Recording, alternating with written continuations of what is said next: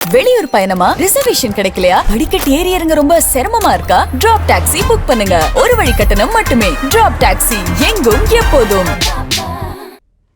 சொத்துரிமை பாகுபாடுகளுக்கு பொது சிவில் சட்டமே தீர்வு என்று முஸ்லிம் தனிநபர் சட்ட வழக்கில் உச்சநீதிமன்றம் முக்கிய கருத்தை தெரிவித்துள்ளது. முஸ்லிம் தனிநபர் சட்டத்தின் கீழ் பெண்களுக்கு சமமான சொத்துரிமை மறுக்கப்படுவதை எதிர்த்து வழக்கறிஞரும் சமூக செயற்பாட்டாளருமான பலோமி பவினி மற்றும் நயாயா நாரி ஃபவுண்டேஷன் சார்பில் உச்சநீதிமன்றத்தில் மனு தாக்கல் செய்யப்பட்டது. அந்த மனு இன்று தலைமை நீதிபதி சூரியகாந்த் அமர்வில் விசாரணைக்கு வந்தது.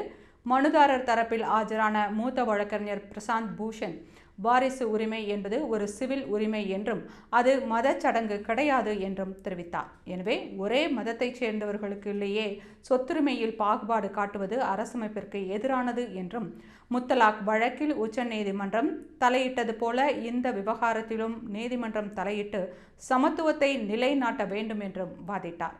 அதற்கு பதிலளித்த தலைமை நீதிபதி சூரியகாந்த், பாகுபாடான சட்டங்களுக்கு பொது சிவில் சட்டமே மிகச்சிறந்த தீர்வு. நீதிமன்றம் ஒரு சட்டத்தை ரத்து செய்வதை விட நாடாளுமன்றம் ஒரு பொதுவான சட்டத்தை கொண்டு வருவதுதான் சரியாக இருக்கும் என்று தெரிவித்தார். மேலும் இப்போதைய சட்டத்தை நீதிமன்றம் ரத்து செய்தால் வாரிசு உரிமை விவகாரங்களில் ஒரு சட்ட வெற்றிடம் உருவாகும் என்றும், இது பெண்களுக்கு இப்போது கிடைத்து வரும் குறைந்தபட்ச உரிமைகளையும் பறிக்கக்கூடும் என்றும் அவர் குறிப்பிட்டார். எனவே கொள்கை ரீதியாக பொது சிவில் சட்டத்தை அரசு நடைமுறைப்படுத்துவதே சிறந்தது என்று அவர் தெரிவித்தார். இறுதியாக நீதிமன்றம் எழுப்பிய கேள்விகளுக்கு பதிலளிக்கும் வகையில் மனுவை திருத்தி தாக்கல் செய்ய அவகாசம் கோரிய பிரசாந்த் பூஷனின் கோரிக்கையை ஏற்றுக்கொண்ட நீதிபதிகள் வழக்கின் விசாரணையை ஒத்திவைத்தனர்.